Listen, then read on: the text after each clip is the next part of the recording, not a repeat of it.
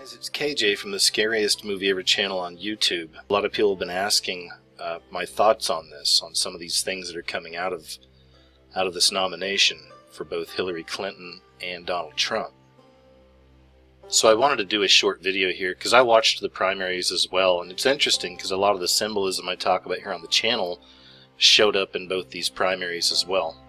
But first and foremost, I am now, and have been for a really long time, completely sold out to the idea that this entire world is a stage.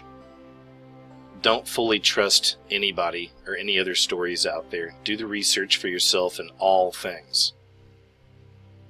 Then use your logic, your reason, your critical thinking skills, your spiritual discernment to figure out what you believe is the truth. I couldn't help but just shake my head watching some of these primaries and watching the people. It's amazing to me that people still buy into this false left-right paradigm. This is why in the mainstream, when it comes to politics, they're always pushing the most emotional subjects. Gay marriage, abortion rights, gun rights. And obviously both parts of this false paradigm choose opposing points of view on these very emotional issues. It's literally a pyramid of control. You have the people on the right blaming everything on the people on the left. You have the people on the left blaming everything bad on the people on the right.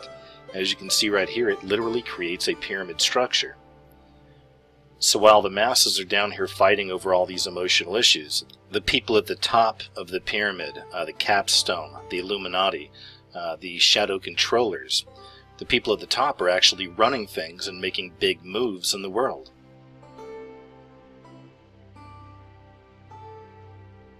So if you're familiar with my channel, you've heard me talk a lot about the fifth age, the age of Aquarius, the last age of man, the Antichrist age. This will be the time where the New World Order is fully implemented. But to get there, we have to be out of the church age, or the fourth age.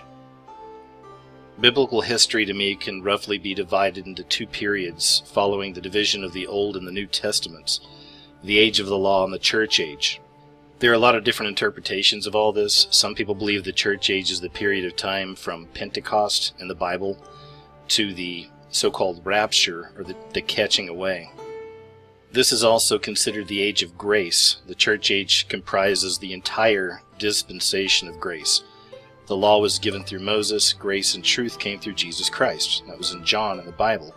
So for the first time in history, God actually indwells His creatures permanently and eternally. In other dispensations, the Holy Spirit was always present and always at work, but He would come upon people temporarily.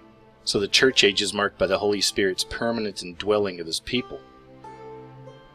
And all of this is tied into something that I say all the time, and that is that the veil is lifting. We really are living in that time. Because as we leave this church age, before we get to the so-called fifth age, the last age of man, all of these old constructs are falling away. Everything's being revealed. And the old ways of politics are falling away, the old ways of religion are falling away. Everything's being revealed, everything's being shown. And the Republican and Democratic primaries, these nominations, was a very, very clear example of that. So let me show you what I'm talking about. So as I do this, keep in mind, I am not a fan of either party necessarily. I mean, there's aspects of both parties I'm a fan of, but that's it as far as things they stand for. But at this point, we all realize they don't even really stand for most of these things anyway. They just want power. But this right here was a huge, huge story, and a very clear example of what I'm trying to show you here. A lot of you probably saw this, but Newt Gingrich came out at one point and said that the establishment Republicans were scared of Donald Trump because he didn't belong to any of the secret societies. Everything's being revealed, right? That's the first time we've ever seen one of these establishment people come out there and actually mention the secret societies that they're all a part of. And for years, some of us have already known this stuff, right? But it's not all of us. I mean, the mainstream is still locked into this idea of the false left-right paradigm. And I imagine that even when this story came out, it still didn't fully sink in for the masses, for the most part. But it should have, because once again, this goes to show you that both sides, okay, are controlled. But this showed you clearly that the right is fully controlled by the secret societies. Why do we not trust that? Because they lie to us. People involved in secret societies tell the truth to each other in the shadows.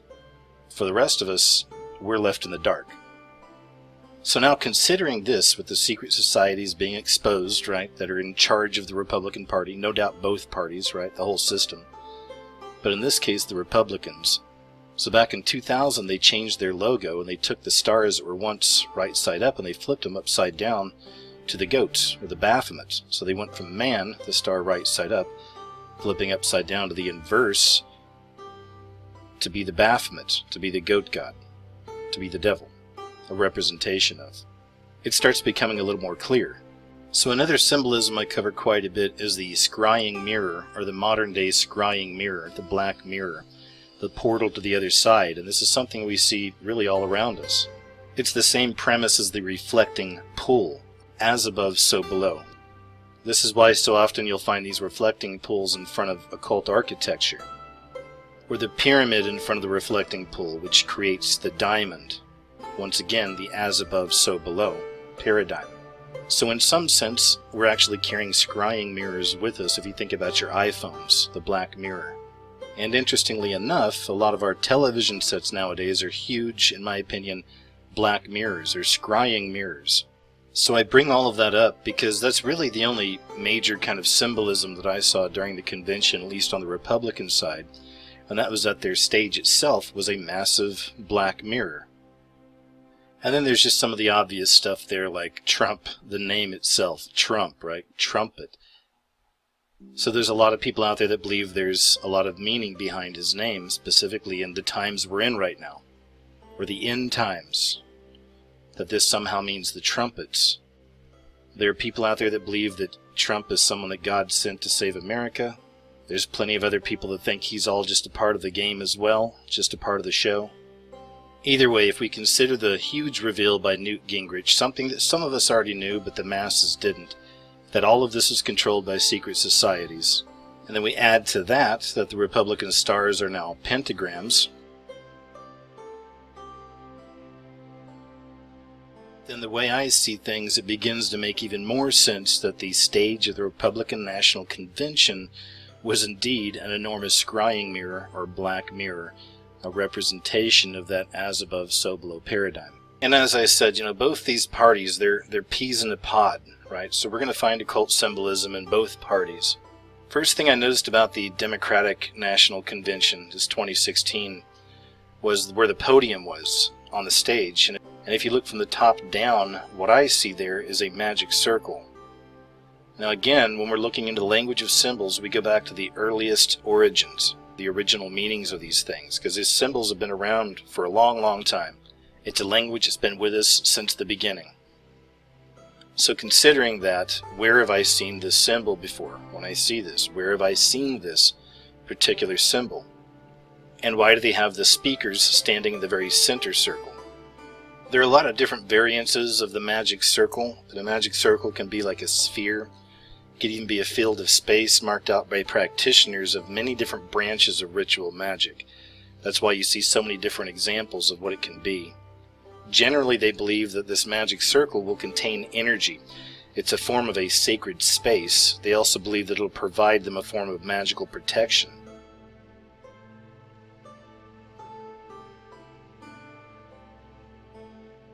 So several weeks ago I did a video called "The Baphomet is Everywhere Now." And in that video I made the case that the Baphomet, the Freemason goat god, a representation of the devil itself, we're seeing that symbolism all over the place now. It's really blowing up. And I bring this up because once again the Baphomet made an appearance, and this time at the Democratic National Convention.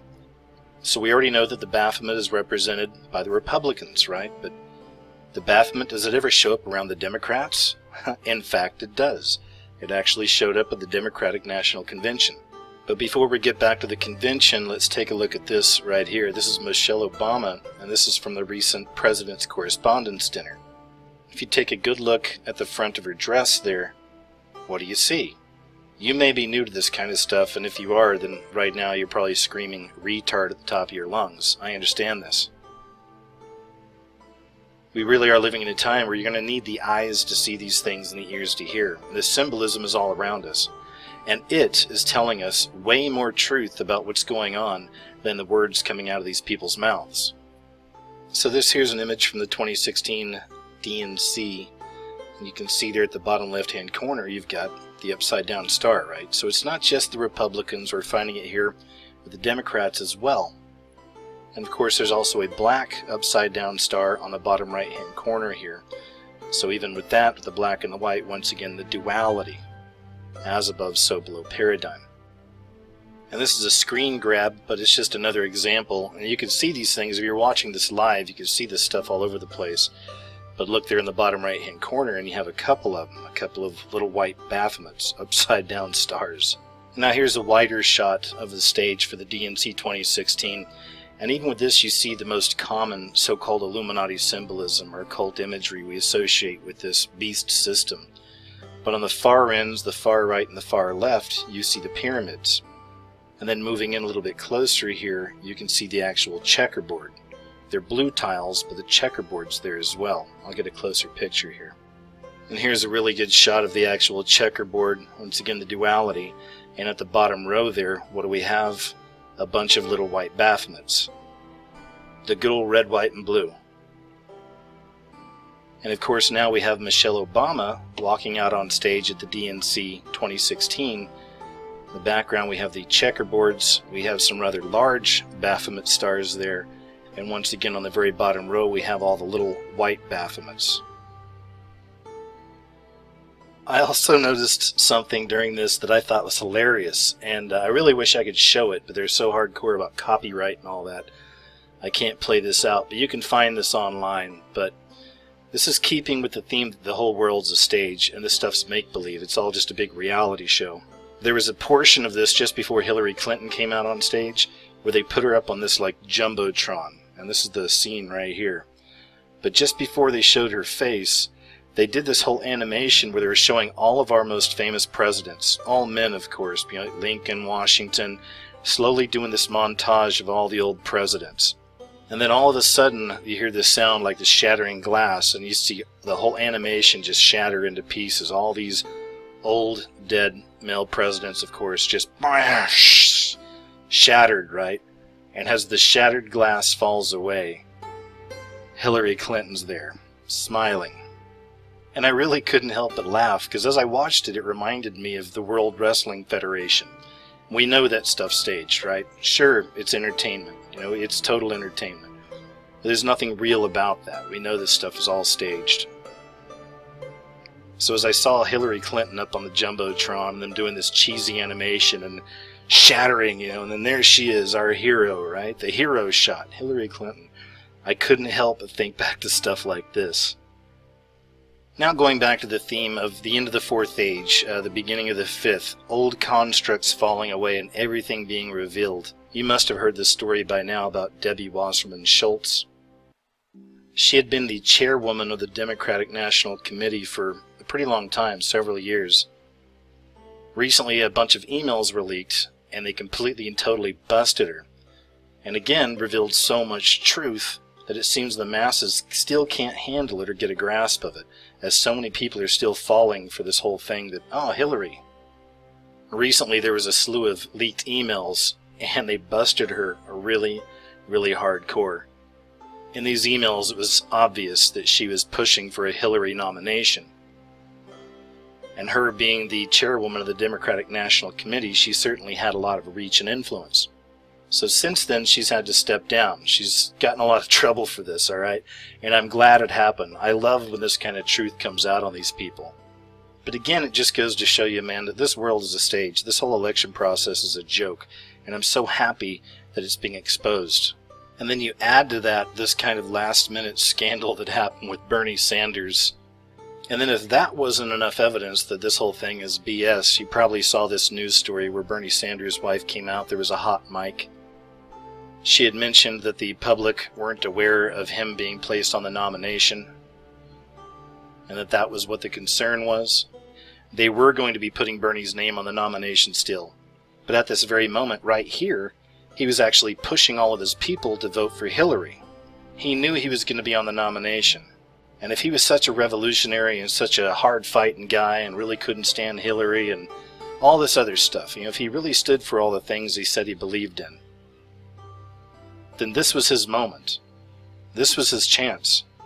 He could have shared an atomic bomb of truth right here on his people, on how broken the system really is. But the truth is that Bernie Sanders is not at all what he ever claimed to be. And that's sad, because this guy had a heavily devoted following. I mean, people who were following Bernie really loved this guy.